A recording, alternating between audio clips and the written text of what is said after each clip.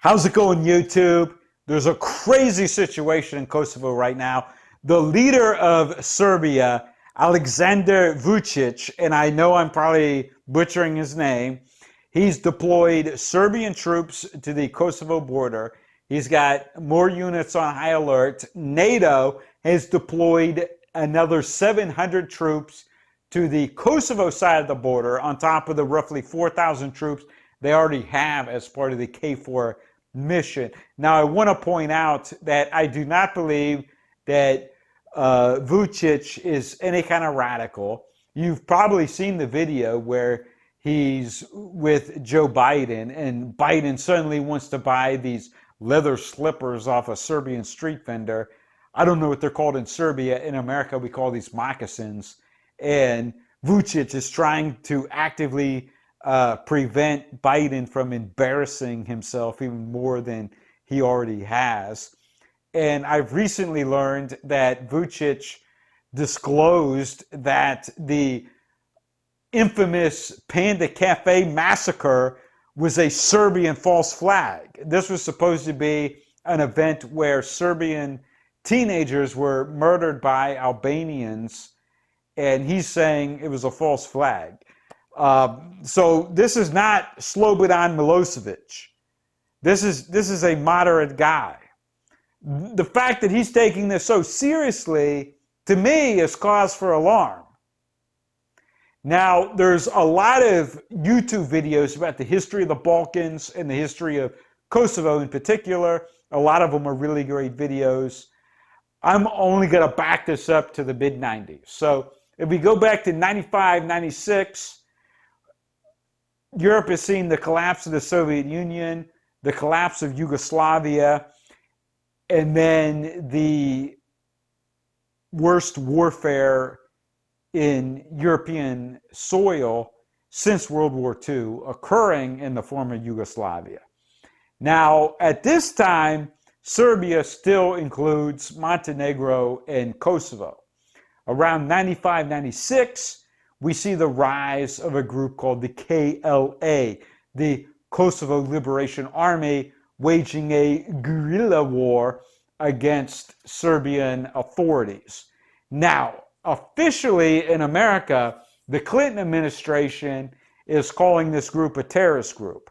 In 1998, the United Nations passed a resolution calling for an arms embargo against all of Serbia, including Kosovo, and it specifically denounces the Serbian secret police and the KLA, calls the KLA a terrorist group, yet at the same time, it's basically admitted now that the American CIA was funding, arming, and training the KLA. Now, the KLA likes to say that their funding was coming from Albanian expats in Northern Europe and America. And by expats, they mean largely heroin dealers. So it was basically heroin money and CIA money, American taxpayer dollars, that are funding this group. And so 1999, after the United Nations and the Clinton administration has publicly called them terrorists, America pushes NATO into launching a war against Serbia.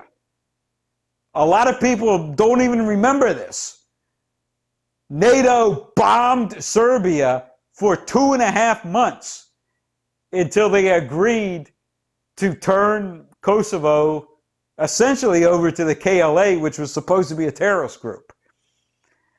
All right, fast forward 2008, Kosovo is declared an independent country, which a lot of European countries were opposed to, but America said you have to accept it, and they did. In the northernmost corner of Kosovo, there's an area, it's called North Kosovo. There's 4 municipalities that still have a very large Serbian majority.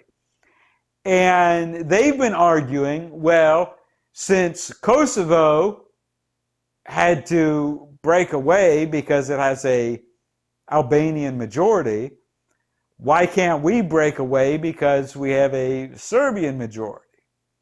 Or at least, why can't we have a large degree of autonomy?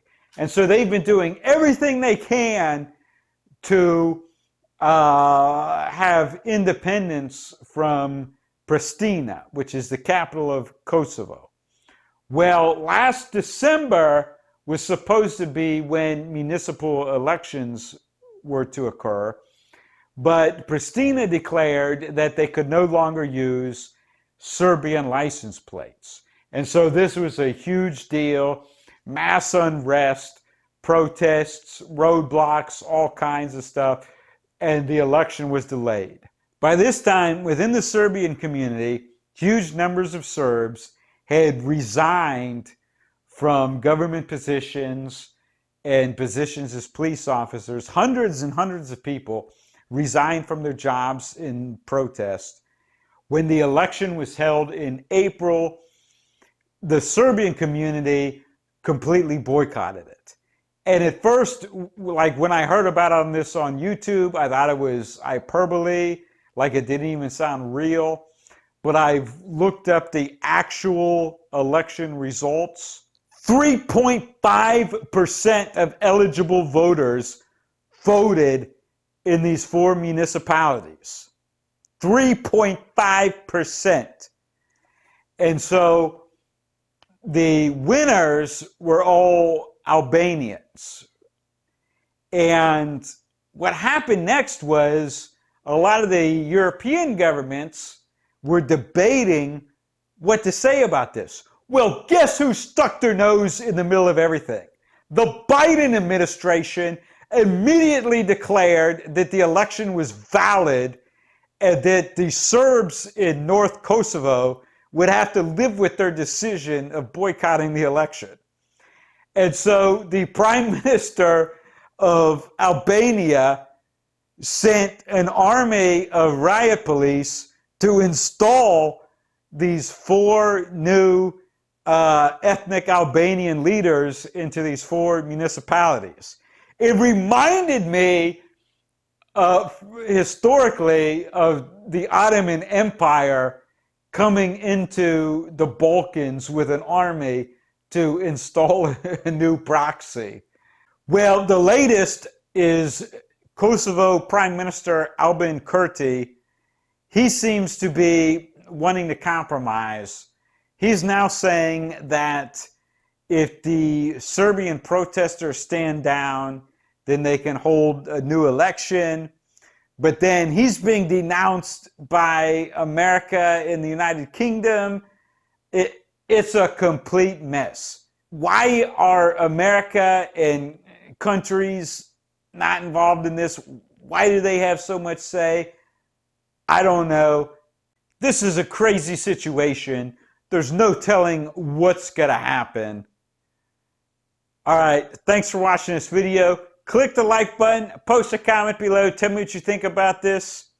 And please subscribe to my backup channels on Odyssey, BitChute, and Rumble.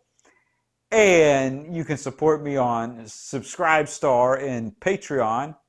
And click the subscribe button.